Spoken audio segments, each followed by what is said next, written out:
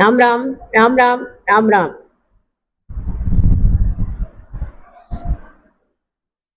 நான் வந்து அதாவது பெருமாளை சாதாரணமாகவே நான் கும்பிட்டுட்டு இருப்பேன் எங்கள் இது பிரகாரம்.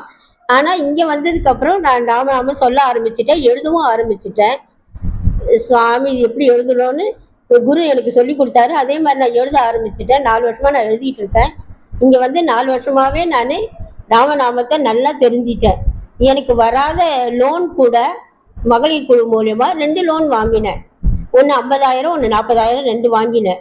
இன்னொன்று நான் அப்ளை பண்ணியிருக்கேன்.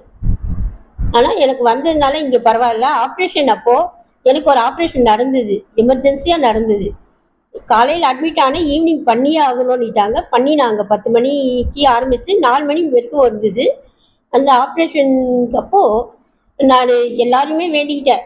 ஆனால் நான் இங்கே சார்கிட்ட இருந்து அப்போ அதாவது உடம்பு முடியலன்னு நின்றுட்டேன் நான். ஆனால் அதாவது கடவுளை போஜன்ராவ் நினச்சிக்கிட்டே இருந்தேன்.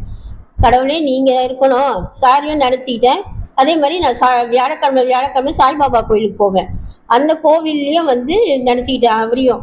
ஆனால் சாருடைய உருவத்தில் அந்த சாய்பாபா அந்த ட்ரெஸ்ஸு, ஆரஞ்சு கலர் ட்ரெஸ்ஸு போட்டுட்டு நான் இப்படி படுத்துட்டு இருக்கேன். அவர் இப்படி போகிறாரு, என்னைய பார்த்துக்கிட்டே போகிறாரு.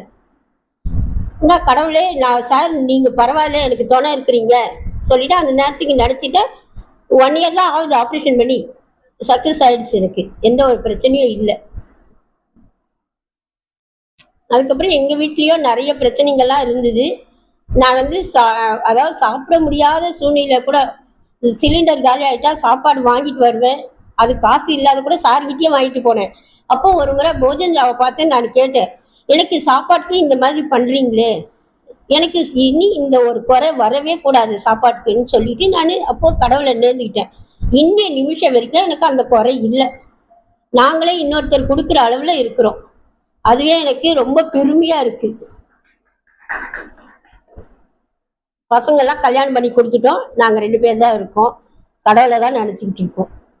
ராம் ராம் ராம் ராம் ராம் ராம் சார்.